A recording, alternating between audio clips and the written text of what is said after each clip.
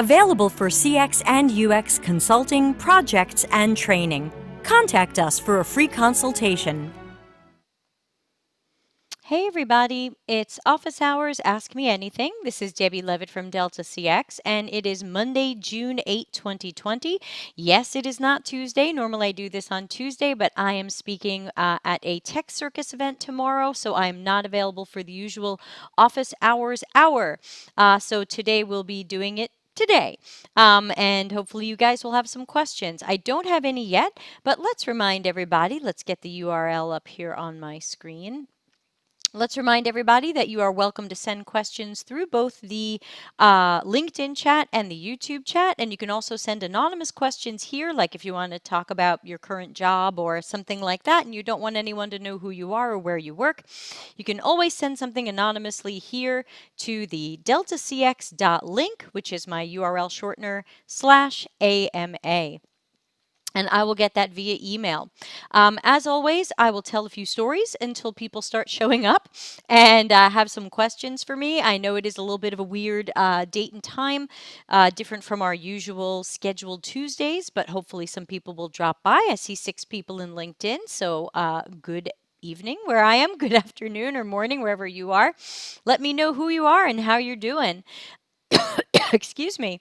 Did anybody see the podcast we did last Wednesday with Tatuan about learning design? Wow, the people who were there live just loved it, and she was fantastic. Check out that podcast if you didn't see it. Of course, as always, please subscribe on YouTube. I'm still aiming for 500 subscribers. I've got 420 something today. Very proud of that. So please subscribe and ring that bell so that when I go live, you know all about it. And the reason why I bring up last Wednesday is because last Wednesday I wasn't feeling great, and I think I kept talking about it during the podcast, and I apologize if that was a distraction, but I ended up in the emergency room about 2 afters after that podcast, and I'm much better now. Hi, Andrea. How are you? Andrea, you won't believe this. I ended up in Pronto Soccorso, and I was there from like midnight to 5:30 in the morning, but they helped me out. I have a food intolerance, and it appeared to be triggered by some nasal spray, which has similar triggers ingredients. Hi, honey. How have you been? Um, so I have not been well. I'm kind of still figuring this out because there's still some triggers and reactions happening. So I'm not 100%, but I think my lips look way less Hollywood and a little more normal. Last week I looked really weird. I think I have a picture of it. I have a picture from when I was in the emergency room, and I haven't seen you guys since then. So tell me how you guys are doing. I'm okay. I'm doing better. Let's see. So yeah, this is Office Hours Ask Me Anything. So I'm just waiting for you guys to have a question, and I'm just filling it in with some weird stories while we talk. Yeah, this was me after they gave me 40 milligrams of antihistamine, and antihistamines generally don't work on me. So you can see it looks like I got punched in the face. It was pretty bad, and the inside of the mouth was way worse. The inside of my mouth was all swollen. My cheek was covering my teeth. My throat had closed up. I could breathe. I just had trouble swallowing, so I wasn't like top emergency, but I was definitely not okay.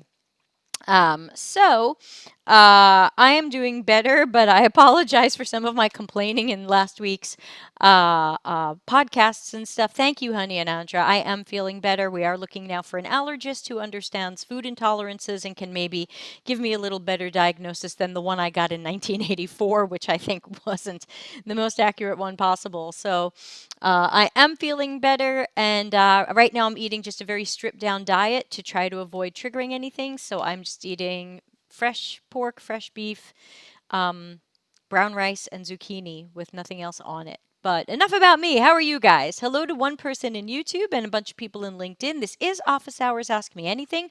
I'm not available tomorrow, so this week it's today. There will be no office hours tomorrow. You'll just see me next week. Tomorrow I'm speaking at Tech Circus UX Crunch. not TechCrunch. And they're doing an event on design thinking. And of course, I'll be there doing a half hour on why I don't like it. I have a much longer version, and I'll turn that into a podcast on June 17. But please support Tech Circus and come on out and hear me. And there will be some other people speaking with their opinions, because obviously people have different opinions, and that's a beautiful thing. Let's see what else is going on. What else has been happening? The last week is really a blur. I think between all of the medical issues I was facing and I've been working so hard on all these slides. I think I have 3 talks this week. It's just, but it's beautiful. I just got accepted to do a half-day workshop for a an engineering conference in September. So see y'all there online, wherever in the ether. So tell me how you guys are. Let me know if you have any questions. This is Office Hours Ask Me Anything, and I'm happy to take any questions. I normally answer questions on CX and UX, techniques, careers, problems at work, things like that. Education. And of course, as always, everything's my opinion. Someone was a little mad at me earlier today that they felt my opinion didn't come across enough as my opinion, but I try to remind people these things are my opinion and these are things that I believe or think, and other people will have different perspectives. So if you don't like my opinion and you really want a different one, ask someone else. Looks like we have a question coming in. Let's see. Got an email. Hi there. I saw a comment you made the other day about your boyfriend doing a boot camp. Can you say which one he's doing? Yes. Let me just copy and paste that into my list of questions so that I can get that into the YouTube description when we're done. So let me talk about the boot camp that my boyfriend is doing. He is doing one called UXDI, which I think is the UX Design Institute. It's either Scotland or Ireland. I always forget. And it's a 6-month program that is focused only on UX elements, like it's UX tasks. It's not, there's no visual design, there's no coding. There is a little bit of prototyping, but it's up to you how you want to do that. And we chose it because I thought it had a good curriculum. I like that it didn't do visual design and coding. It was going to focus him just on UX. And I like that it was 6 months, and so it wasn't trying to rush him into 12 weeks or 18 weeks. But the downside to it, so I always tell people I do recommend this program and I do like it more than others, but it comes with a big caveat, a big warning. And that is, it looks like that for the most part, nobody at this school really checks your work. That when you hand in your work, it's kind of checked off as being done, and I don't think you get much feedback. I know that there's a Slack channel, and sometimes people ask for help, but I'm under the impression sometimes it's students helping each other, and that maybe once a month in the monthly webinars, the teachers will pick somebody's work and talk about it. But my impression is that although they tell you they give you mentoring, it is not the intense one-on-one mentoring that I would prefer that people get, so that we can make sure that they are understanding the content, getting their questions answered, having their work checked in rounds and rounds and rounds. So I've been coaching my boyfriend, and I do offer coaching for people doing UXDI or not doing UXDI, but I'm very familiar with the UXDI program, so I've built a little coaching program around it. And I'm giving him extra assignments than what he has to do. So like, for example, he's supposed to do some research. And I said, before you do that, I want to see your research plan. You don't have to hand in a research plan for the school. And I said, I want to see it. Here's what a research plan could look like. Here's what mine look like. Google some.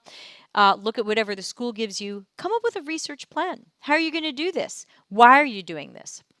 So I've been adding a couple of extra things to it. And then, of course, when he actually does the work, I'm checking it in rounds and rounds. Like, okay, you did this well, but this could be better. Do it again. And that's going to be a very different experience than if he had just gone through the school, done his best shots at each task or homework or assignment, handed it in, someone said, looks good enough, or a little bit of feedback, and then boom. So I do recommend to people, and we do have a different podcast on this. This was called So You Want to Work in UX. So just search the YouTube channel for So You Want to Work in UX or something like that. And I just said that I think no matter how people learn, whether they do a boot camp or a program or a university degree, or they're self-teaching, or they're doing IDF courses or Udemy, whatever it is. These can go well or these can go poorly. It's very hit and miss out there, but I feel very strongly that people should either have a free mentor or a paid coach who is really, really invested in your learning and how you apply that learning, and is kind of checking your work over and over and over, not just once, not just at the end, but over and over, to make sure that you're really getting the material and applying it correctly. So that is my suggestion. I can be your coach. Other people can be your coach. This is not just a sales pitch. Find somebody who cares about you and will look at your work over and over and over before saying, yep, you got that. Move on to the next task. So I hope that's enough. If you have a follow-up question about that, please send it in. I'm always happy to answer more questions about these things. We've got a question in the chat from Honey, and then one from the email as well. Honey says, is it important to know how to design if I'm a UX researcher? I recently saw many job descriptions requiring design experience for a UX research position. Great question. Remember that every company is trying to mix and match UX jobs differently. Some people just want you to make wireframes, and there's pros and cons to that. Some people just want you to do research, and that's it. Some people want you to be able to research and prototype. These are coming in all different combinations, and I can't tell you what's right or what's wrong. I am going to do a podcast later this month on UX titles and what I think we should be called when we do different jobs, because titles are so confusing. But I do recognize that a lot of companies are trying to combine jobs right now, and that one thing they do try to combine sometimes is research and design. I think that's okay if you're good at both. I see myself as good at both. I won't be as good a researcher as someone who got a master's degree in it, but I still think I'm strong at it. Not as strong as they are. So I think I try to encourage companies to have specialists who are really research and testing specialists, and usually have a more focused education on that. But sometimes, especially if these researchers are overworked and they don't have a lot of time, it's good to have someone more T-shaped, where maybe, so for example, my specialty is more on that information architecture, interaction design side when I'm not doing strategy, but my short bar of the T is the research and testing, which again, I feel I'm very strong at and I've had great success with, but I would never pretend to be as good as someone with a master's degree in it.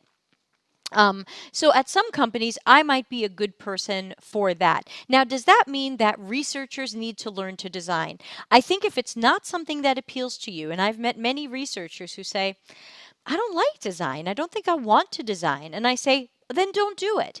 There will be jobs you miss out on because they want that combination, but why go into a job that has tasks that you don't want to do? I'm a bad visual designer. I can push around an existing design system. I can work within existing components, but I'm really the wrong person to draw anything or come up with the design system. I have art-directed design systems. I can oversee them, but you don't want me making them. Now, people have said to me, oh, Debbie, you should just go take some art and design classes and get better at it. I know it's not my strength, and I don't really enjoy doing it. That means I miss out on a lot of jobs that expect a UX architect or designer to also be a visual designer or some sort of graphic artist. That's a choice that I've made, to be more of a specialist and a bit of a purist in that sense. But that's a decision I've made. I can't say what's the right decision for you. I would only advise, and again, just my opinion, everybody, everybody's got one. I would say pursue the job that feels good to you. If you think you'd like to learn more about doing information architecture or interaction design, learn more about it. Get more practice in it. Find that mentor or coach. If it doesn't appeal to you, or you tried it and it just was something you knew you didn't want to do at a job, I'm not going to tell you you have to learn it. I'm just not. Other people will, and I will not. So, opinions for everybody. So thank you for that. Let's go over to the email and copy and paste the question from there. and get it into future YouTube description box. And the email question says, hello. If you could give your younger self, when you first started out in UX and CX, advice on UX and CX, what would it be? Ooh, cool. Great question. Thank you, mystery person.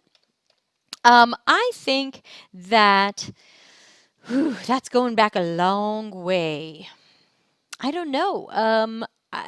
I'm not even sure, because if I would give myself different advice, would I end up somewhere different than I am today? I don't know. I kind of like where I've ended up, even though it's been a strange road. Um, I think I probably would tell myself that, because you have to remember, I was doing UX before I knew about UX. This was like mid 90s. And even though Don Norman and other people were out there, I have a music degree. So, I didn't have a school that had a program in this. And so I didn't know. At my school, either you were a computer engineer or programmer, or you had nothing to do with computers because I started college in 1989. I'm just old. So I think I would tell my younger self that this is a formalized discipline and that there are courses you can take and there are books you can read, because then I would have known about important things earlier, instead of kind of stumbling on them later and going, oh, what? This thing I'm doing is called a wireframe? Really? Oh, that's neat. So I think I probably would have inspired myself to get more formal training and formal understanding of things earlier. I got lucky in that for fun at college, I had some spare time after dropping pre-med. So I took 3 psychology courses, and that really created the foundation of so much of what I do because I took cognitive psychology classes. I didn't take surface level, ooh, just learn design thinking. I was doing the cognitive psych with experiments and all this stuff. And I think that if I could go back to that person who I would say, get into more of that, get into more cognitive psych. Even if I didn't end up with an advanced degree in it, learn more cognitive psych, read more cognitive psych. This is going to influence you more than anything else will. And I think that's what I would have told my younger self doing this work earlier, was that more knowledge of psychology will only help.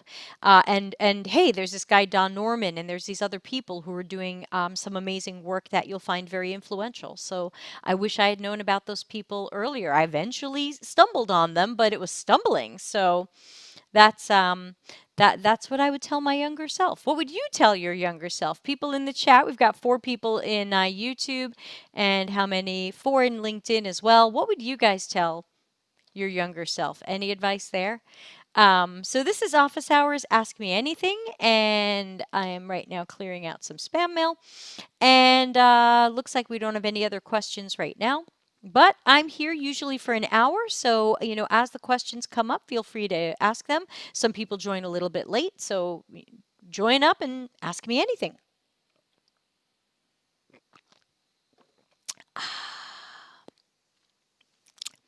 Trying to think of what else I would tell my younger self. I get asked that a lot, probably because I'm so old now. But I'm 48, so I get asked a lot, like, "Oh, what would you tell young Debbie?"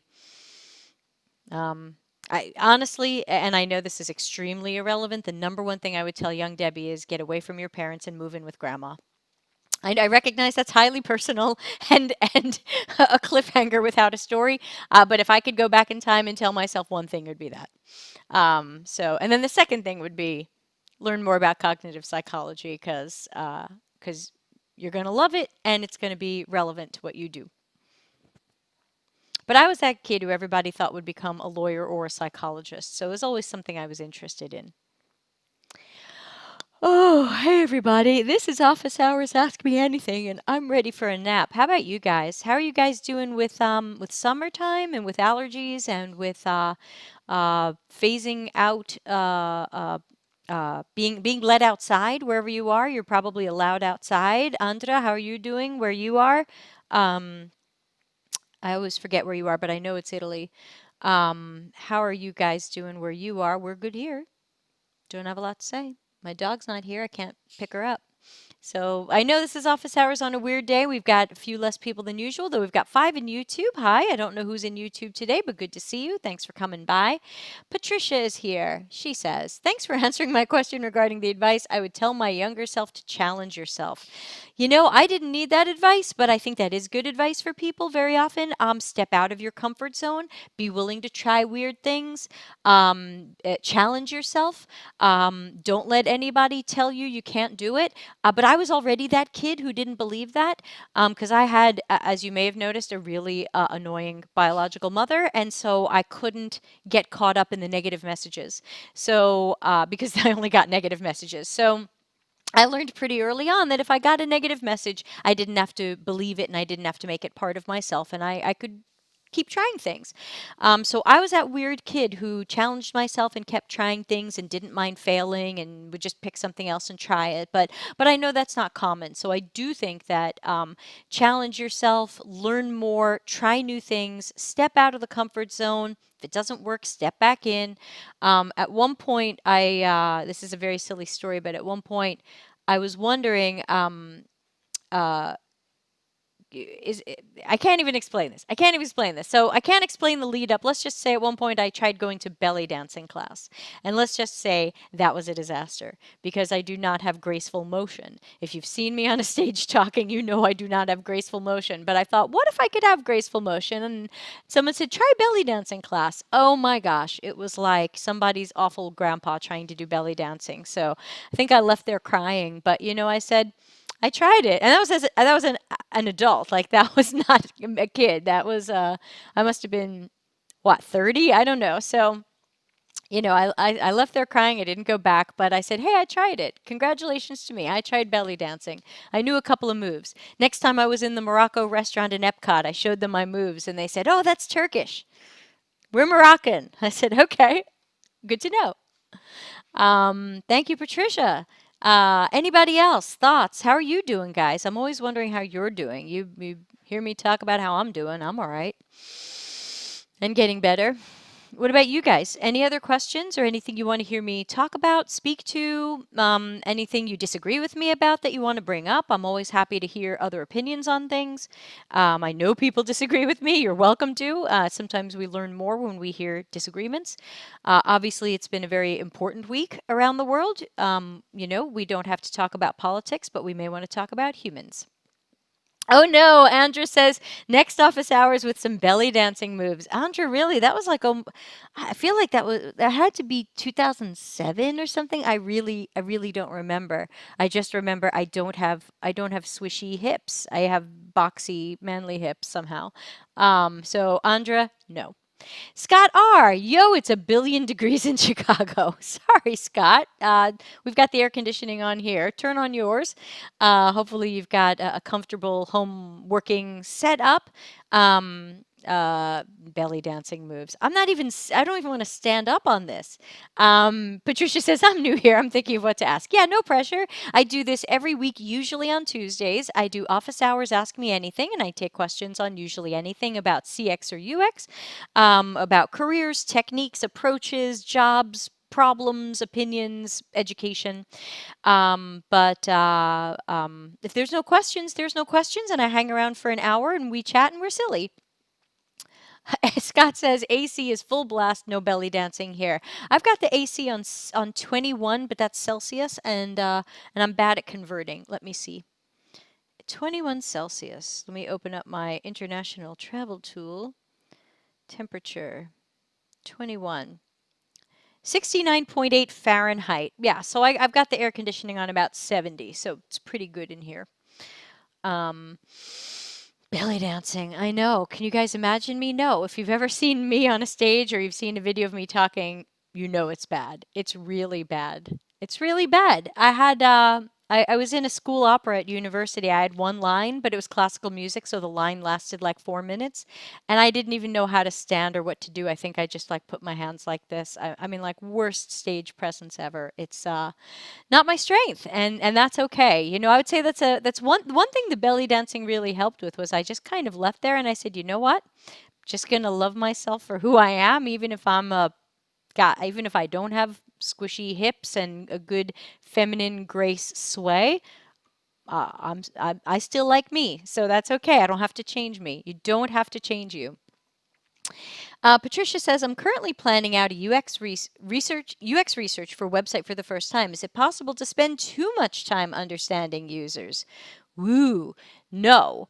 Now, here's the thing. For you and me, no. For the companies we work for, yes. Eventually, they're going to go, oh, that's not agile. That's not lean. Oh, hold on. Let me copy and paste this into the questions I got asked because that's a good one. And let's put it in the list for later. Here it is.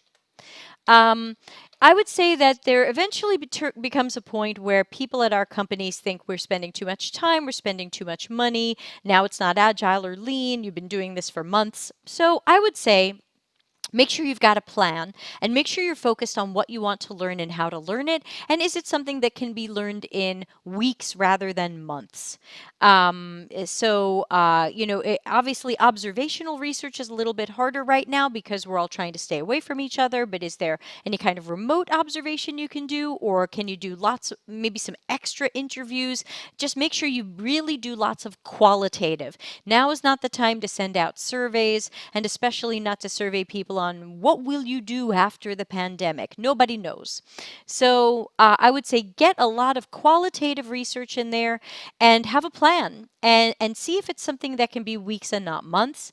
But in reality, research to me should be agile in that it should be always happening and always on an ongoing cadence. When should we stop researching? Never. When does our customer stop changing? Never. The customer is always changing. Maybe our target customers are changing or the technology is changing. There's always something that's changing. So our research needs to stay relatively fresh. We can't let it get too old. I think for the point of view of the company giving you the money, there's probably a point at which you've spent too much time on people, but perhaps you can plan a good block of upfront research and then maybe describe some ongoing research you'd like to do, maybe to make it more of a longitudinal study or to just check in with people every quarter or do like a little research refresher every quarter to see if any attitudes or things have changed. So that's probably one way that I might approach it, but it's like interaction design. When is our design done? It's never done. You can always look at your design and be like, oh, I could make that better. But eventually you have to kind of call it and say, based on the time and budget that we have and deadlines, we've just got to keep moving. So get as much qualitative as you can because that's harder to get and harder to do right and harder to interpret. And so you want to get as much of that as you can because you can always send out a survey, but there's only so much that tells you. We'll be doing a podcast on surveys later this month. Look for that with our good friend Stephanie, who I'm not sure if she's here. Scott says 68 to 72 degrees Fahrenheit is thumbs up. Andra says 21 Celsius is nothing compared to the 36 Celsius in Dallas. Ouch, ouch. Dallas is that hot already.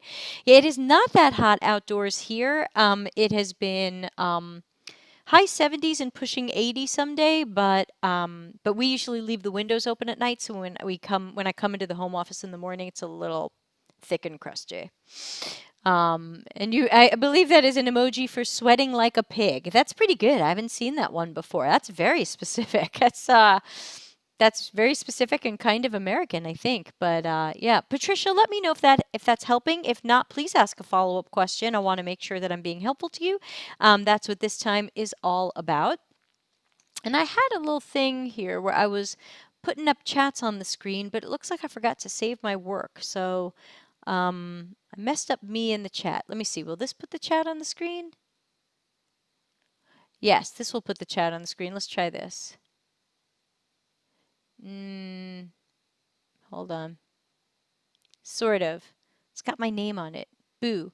Ooh, and then it went away. Well, that was creepy. Well, anyway, Patricia says, at the moment, I've been doing thematic analysis on current applicants' applications. Are you in the academic world? This sounds like this might be academic. In academia, people will research for eons, years, and decades. So sometimes if it's academic, no, there's kind of no limit to the research. If, again, and maybe your goal is just research. If you're in more of that corporate or sometimes government world job, then usually someone's on your case with a deadline. But if you are more academic, then yeah, sometimes research goes on for months or longer. This email coming in says tomorrow is design thinking presentation. Yes, I'm excited. I'm going to burn that to the ground. I got to get this thing back up here, but then the other thing isn't coming up. Boo, I messed that up. All right, well, so much for that. I'll find another way to put up the chat. Where's my other chat? Me plus chat. No, I don't have it ready. Beep, beep, beep. What? No, that doesn't look right. Don't send that live. Yes. So anyway, this is Office Hours Ask Me Anything. We're about halfway through. I'm happy to stay for the hour and see if anybody has any questions or thoughts. If you are on YouTube, you will find that it's a little bit closer to a conversation because the delay on YouTube is usually about 20 seconds or so. I do find sometimes on LinkedIn the delay is 2 minutes or more. So sometimes you ask me something and you feel like I'm not getting to it. So just know that subscribing on YouTube and watching me there is sometimes a little bit more of a conversation because there's less of a delay. So please subscribe to the Delta CX channel. Patricia says, "Oh, I'm not. I'm very new to UX. What qualitative methods are more effective for startups?" Well, again, I love observational studies and I love interviews. Again, other people will have other opinions, but I feel like there's just no substitute for watching people do things. Whether you're watching them do things with your company's current product, however far that's gotten, whether you're watching them with a competitor product. Um, who is Shoes in Bitcoin? Shoes in Bitcoin. Is this Valeria? Anyway, let's write down this question while I keep answering it. Shoes in Bitcoin. That's got to be Miss VG, who I spoke to today. Qualitative methods for startups. So I would say, again, I love observational stuff, but it's a little bit harder in this pandemic-y world to go sit with people and stare over them and things like that. So we have to be a little more creative with that. You may want to Google some of the articles people with more experience than I have been writing about how to do observational studies in a remote fashion or in the pandemic world. But really, there's so much you learn from watching people do things that they won't tell you. Sometimes they don't tell you that they've got a sheet of notes that they refer to while using your system because they can't do without that sheet of notes. Sometimes they don't tell you that they have to Google things that don't make sense in your system. There's so many wacky things you learn when you watch people do things versus if you just ask them questions or if you just ask them, what did you think of this? Or how did you do this?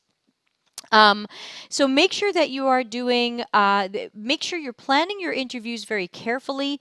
Again, plan, plan, plan. And also make sure you are looking to do a task analysis.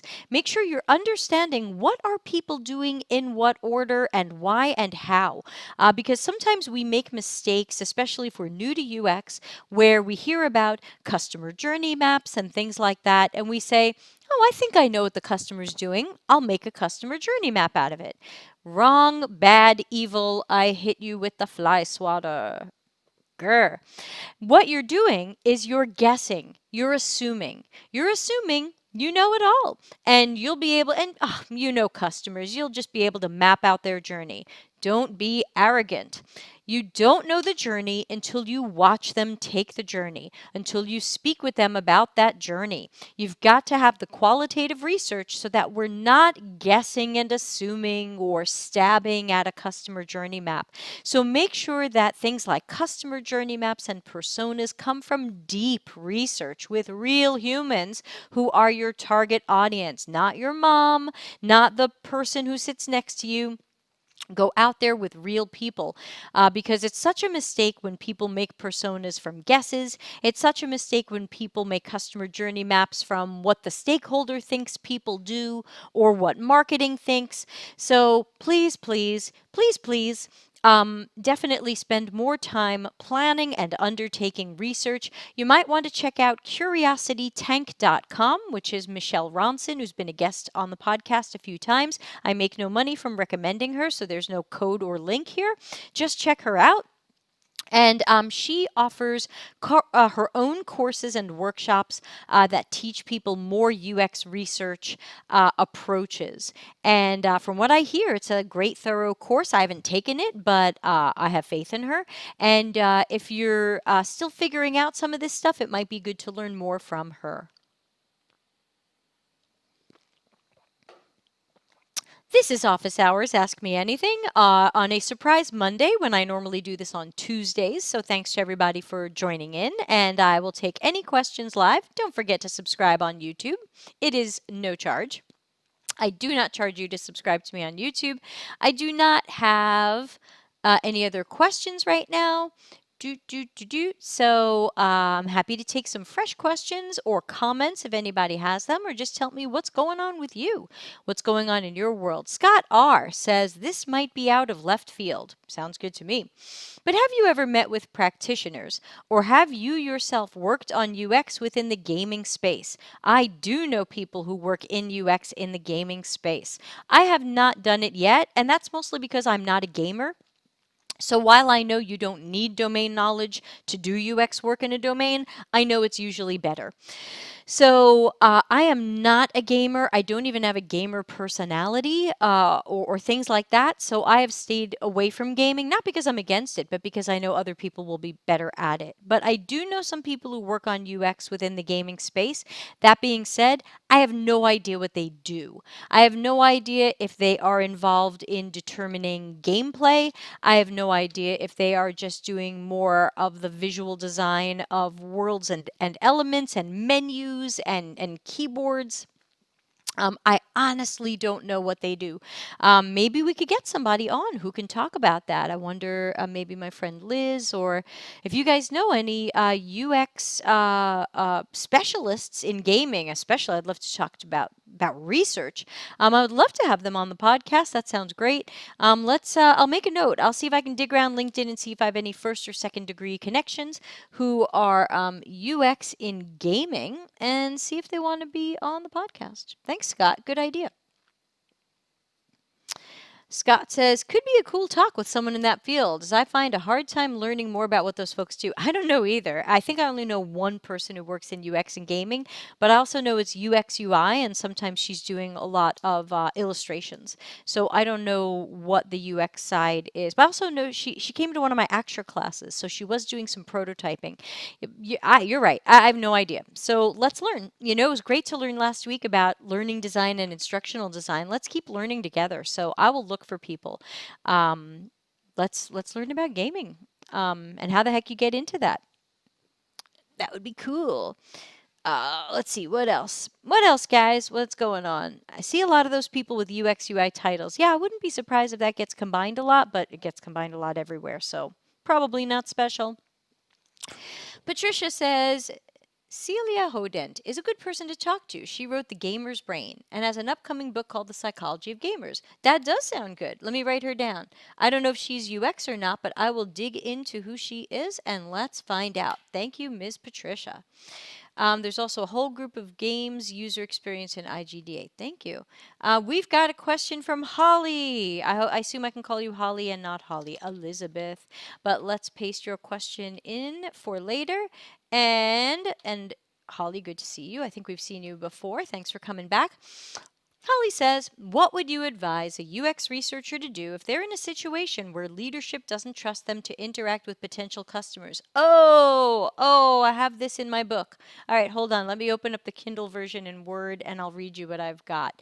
Now, trust is hard. First of all, let's just say that. If it really is about trust, then you have other problems at your job than just, I can't talk to users.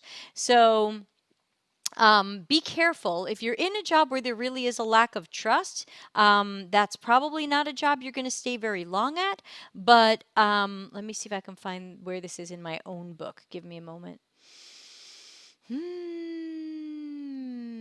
Let's see. Trying to remember what I wrote.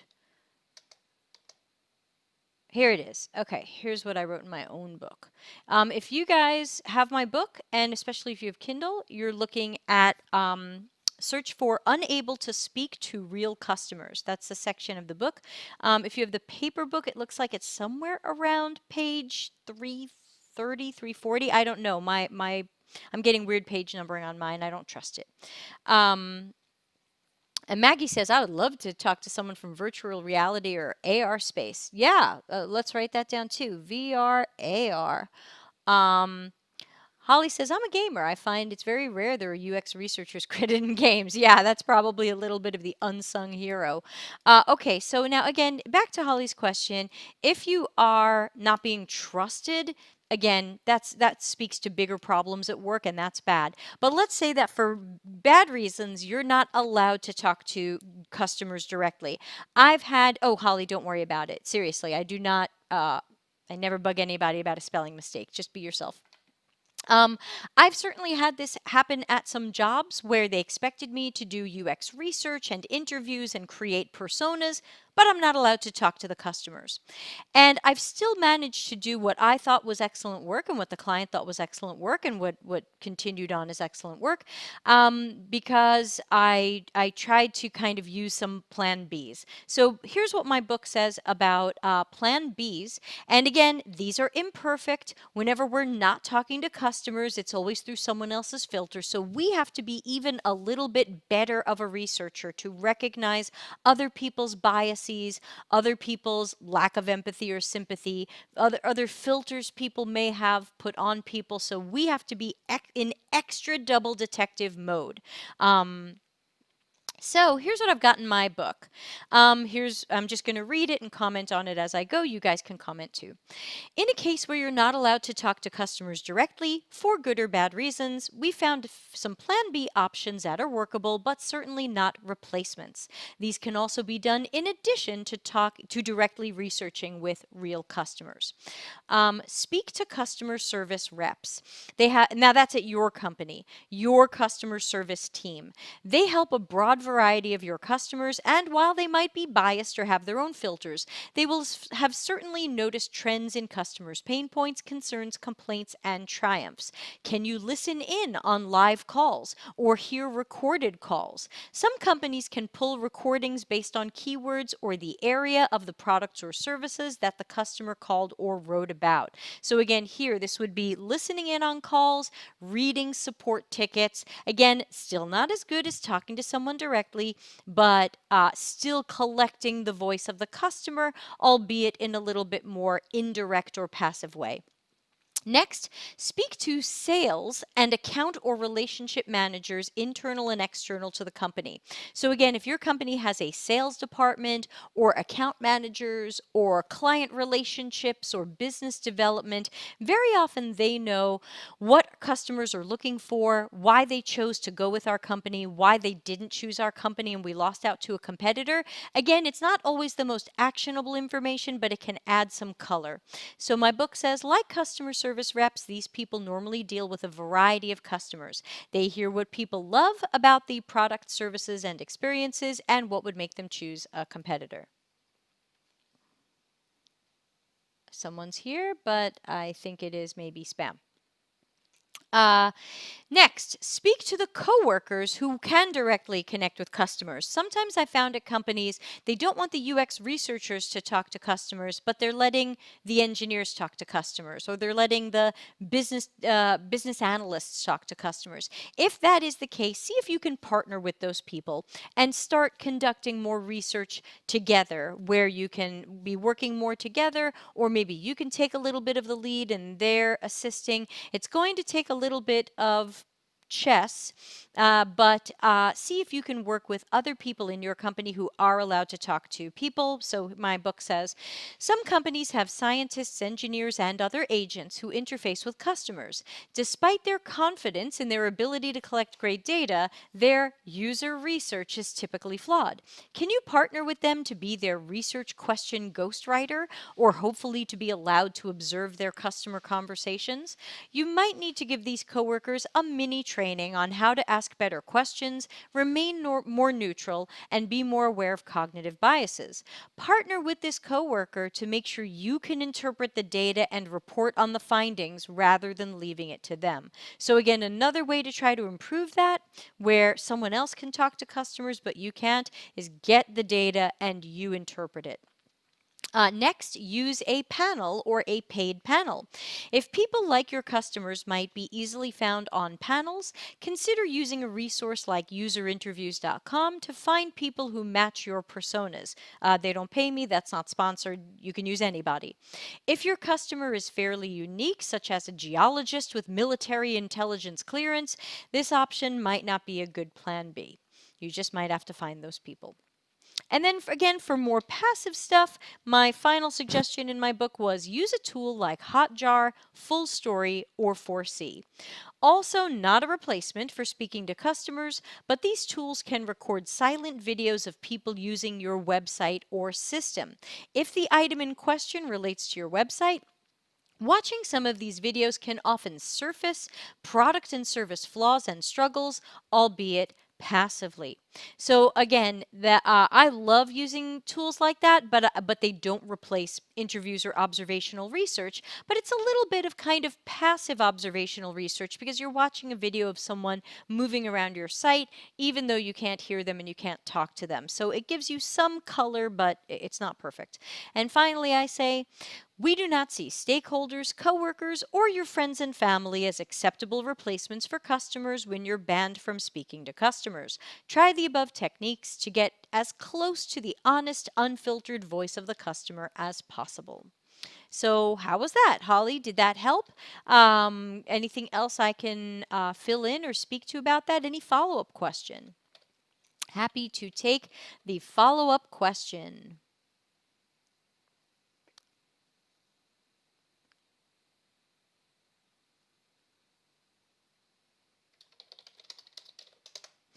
Anybody?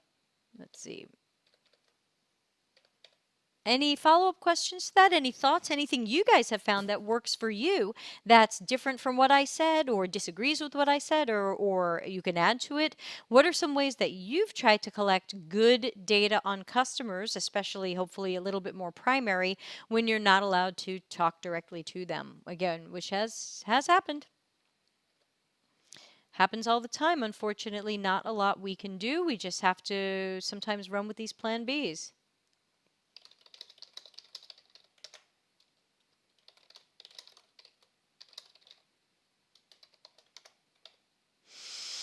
But again, I've had some good success with the plan Bs, so I don't want to say they're worthless and meaningless. But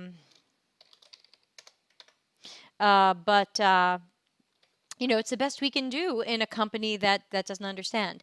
Erin, hi Erin, says off topic. How important is a website's design versus content for hiring?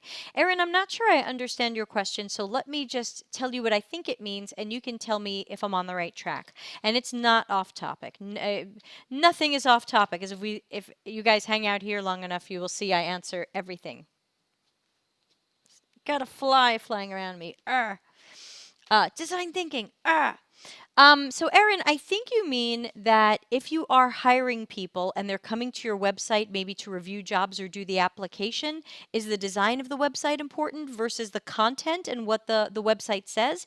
Can you give me a little bit more color around that to make sure I understand your question before I jump in? And I'll just take Maggie's question for now, and then we'll go back to Erin's question. So Erin, just give me a little bit more color, please. This Maggie says, what are your suggestions on managing and making sure UX debt gets addressed when engineers always have stuff to work on that's not design related? Great question, Maggie. What I find is that very often nobody wants to prioritize UX debt. And that's mostly because they don't understand how much it's hurting them.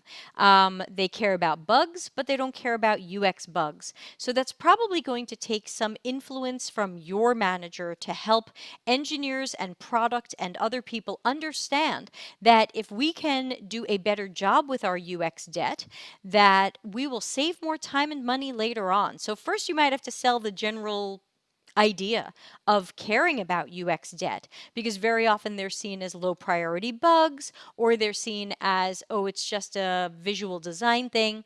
So I think if we're talking real UX debt, you're probably going to need a manager to work with engineering and product and a few other people to make sure they understand that no, these are things that are causing our company to burn time and money. Whether it's burning, if you can prove that maybe this debt is hurting customer support and burning more customer support time, that's your company spending money. If you can find from sales that people are unhappy with this broken feature or lack of feature, that's your company losing money. I think anytime we can do something that shows that our company is definitely or probably losing money because of this, you might have half a shot at getting someone to care about it. But ultimately, this is going to take, I think, some manager intervening to teach people that UX debt is more than incorrect spacing of a CSS element. If it's that kind of UX debt, it probably is more low priority, and it's going to be hard to push for that. And you might want to pick your battles and wait to fight this battle when you have some serious UX debt that you know is summoning the four horsemen of bad UX, are in a circle, my registered trademark, summoning the four horsemen of bad UX to this experience. And they are frustration, confusion, disappointment, and distraction. So that's some of the thoughts that I have around that. Maggie, let me know if that helps, or if you want to add more follow-up questions to that. I'm happy to add more if you want to ask a follow-up to that. Let's see. And then we've got Erin coming back with her follow-up stuff. She says, correct. If I'm trying to be hired for a job and the hiring company is looking at my website, how important is the design versus the content? I feel like some UX portfolios are really beautiful but low on content, and vice versa. High on content but lack good visual design. Okay, great. First, let me copy and paste this into questions I was asked, and then let's talk about it. Okay, so you actually meant your website, not the company website. Okay, so here's what I tell people on that, and you might want to watch. I think it was episode 18 of my podcast. So go into the YouTube channel, live podcast playlist. Go back to episode 18. That was on the best UX portfolio that I've seen so far, and ultimately the answer is. I think there has to be a balance, because there are different people throughout the process who might see your website. The first person who sees your website could be your hiring manager, who could be a CX or UX veteran and expects to see good UX thought put into the website and is checking your website for how you UXed your own website and is looking for a good balance between content and ease of use or some sort of attractiveness. But the first person looking at your website or portfolio might also be some sort of recruiter or HR person or intermediary. They don't always know, and they rarely know, great UX work from bad UX work. So they think if you have a good looking website, then you must be good at this. I think we just have to find a balance. I don't think that personal websites and portfolios should be over designed. Mine's probably a bit under designed. I don't want to hit my keyboard. That's bad. I don't want to hit my screen. Uh, um, I think when I see a website that has a lot of visual design going on with it, I wonder, how much UX does this person really do? So I think it's really about finding balance. So I don't have a great concrete answer there. I am much more of a function over form person. So my portfolio pages are very plain, and I just am trying to tell the story of the project. No one's going to look at those pages and go, oh man, these are beautiful. Now, will they say these are ugly? She's bad at this? If they do, then that's probably a place I didn't want to work anyway. If you can't look at my portfolio and see that I'm capable of some things and talented in some things, if you can't see that, I don't want to beg you to see that.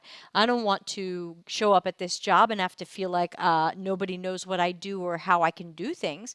So I tend to feel like if people really don't get me, it's probably bullet dodged. I know that might be a little bit fatalist for some people, but I'm not going to make everybody happy. I'm not a match to every job, and all I can do is make a website I'm proud of. When I first moved to the San Francisco area, I had a very strange website, which I plan to show on a podcast at some point. And I actually had recruiters complaining to me about it. Like, your website is weird. Why don't you change your website so you look like all the other UX designers? And I said, no, I'm going to be me, and someone will pick me for being me.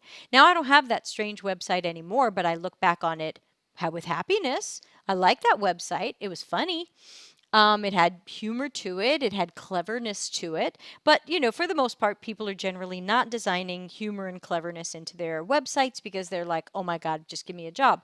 So I would say it just really it has to tell a good story. And that story is going to be different for different people. That recruiter wants to see some pretty stuff, so they think you do UX. And if the hiring manager knows anything about UX, they want to see good storytelling about good processes.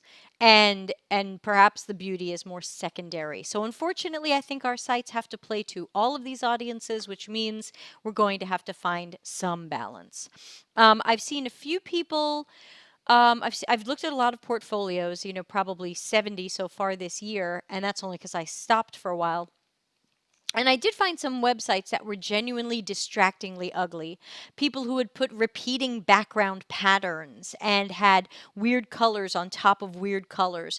I am no artist, as you guys know, but I can definitely recognize when something is worse art than I would do and is potentially distracting and has bad color contrast and isn't accessible. And if I see your website is just really bad, it doesn't have to be beautiful, but if it's really bad and it's not accessible and you don't understand what color goes on top of what color, I do form a little bit of an opinion. If you're a researcher, if you're a specialized researcher, I give you a little bit of a break because you're probably not a designer, and that's okay. I'm an interaction designer, but not a visual designer. But if you're if you're anything other than specialized research, I think it's got to look plain or good. I'll settle for plain. This is Office Hours Ask Me Anything, and we technically have 4 more minutes. I'm glad Maggie said that helped, and Erin says great point, so thank you. I'm going to take a look at the upcoming calendar. And so let's take a look at some of the podcasts that are coming up so you guys can mark your calendars. We've got on Wednesday with Dr. Nick Fine, who isn't a fan of Dr. Nick. We're going to be doing Is UX a Mindset?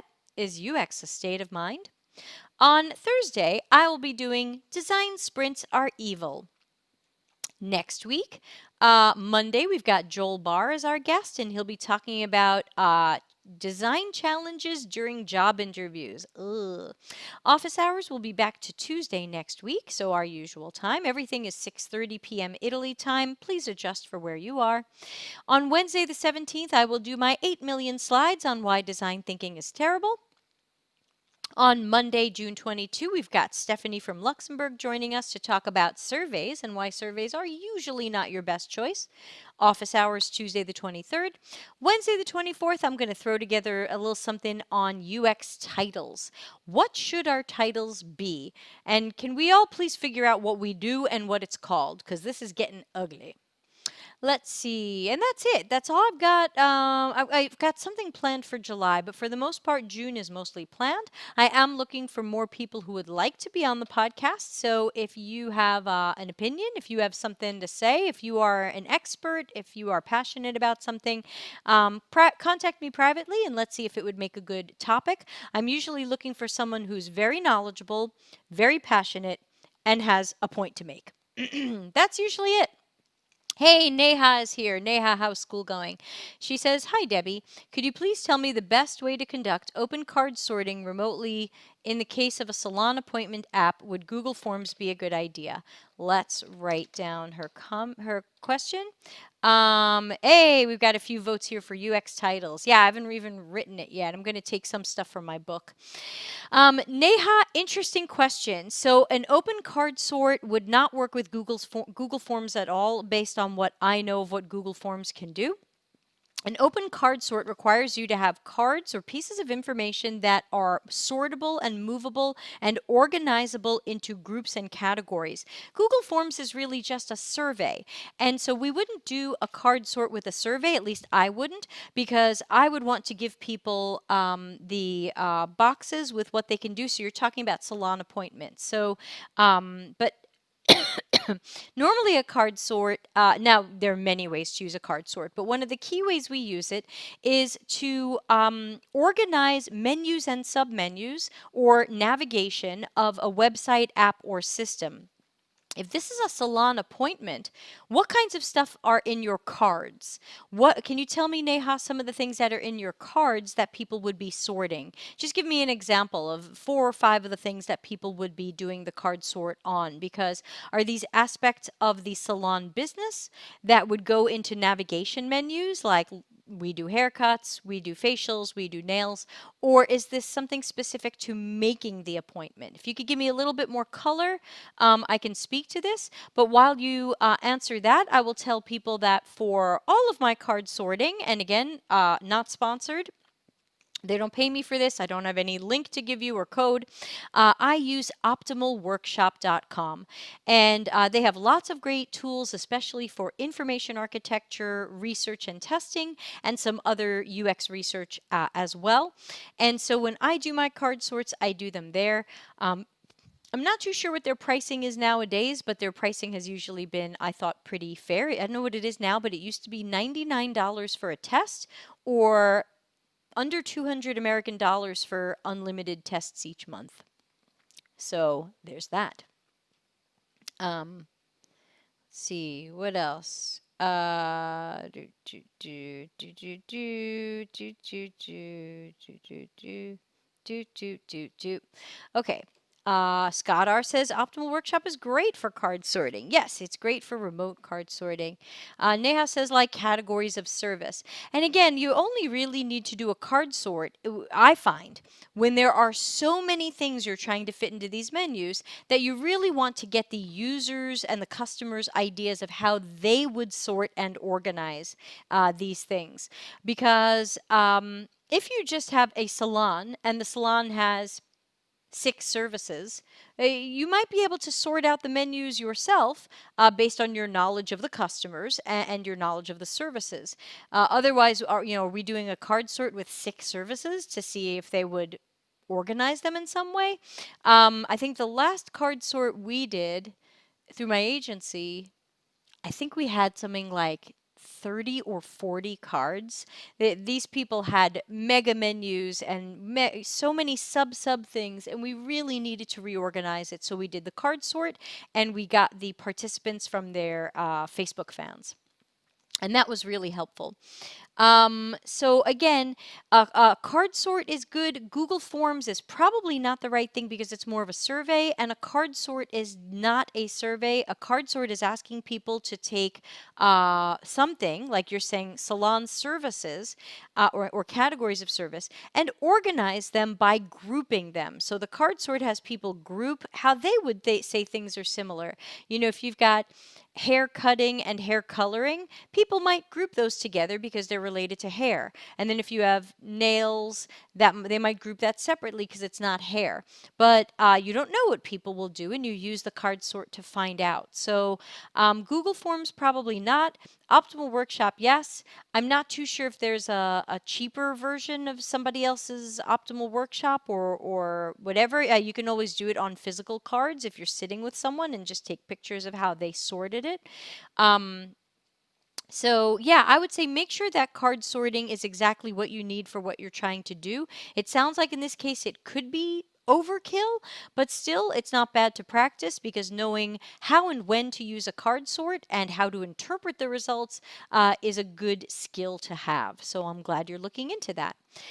We are technically out of time this week, so I'll be wrapping it up. But if you guys have any other comments or questions, this is your last chance. And then I'm going to have to say goodbye. But I will catch everybody here again tomorrow. I'll be speaking at Tech Circus, so I will not be doing my usual office hours. But we'll see everybody Wednesday at 6:30 Italy time for a podcast with good friend Dr. Nick to talk about Is UX a state of mind or a mindset, which I hear so much from both some boot camps and some design thinkers? Neha says, what would I conclude from the card sorting? Oh, Neha, this is such a long question. And we're out of time. Um, Go to optimalworkshop.com. They have some great videos about card sorting, but ultimately, what you learn from card sorting is how people grouped information. Card sorting is part of information architecture, which has to do with taxonomies, structures, hierarchies, and how people group and organize information.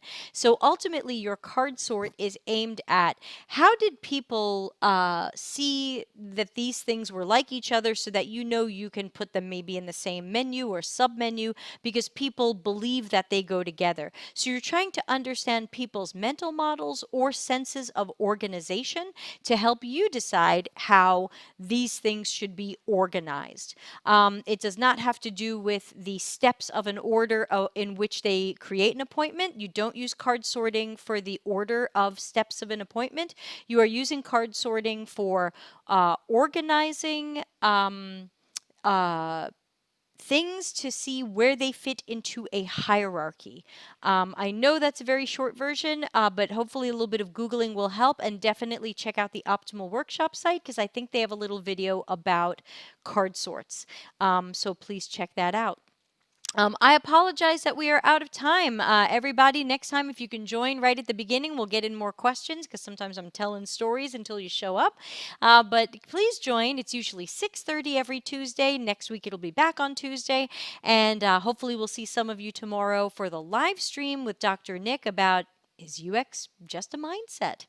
Everybody, be well, stay healthy, enjoy the weather, and see you all very soon. Thanks for watching. Delta CX is available for consulting and projects related to CX and UX strategy, leadership, training, problem finding, problem solving, and innovation. Learn more at deltacx.com.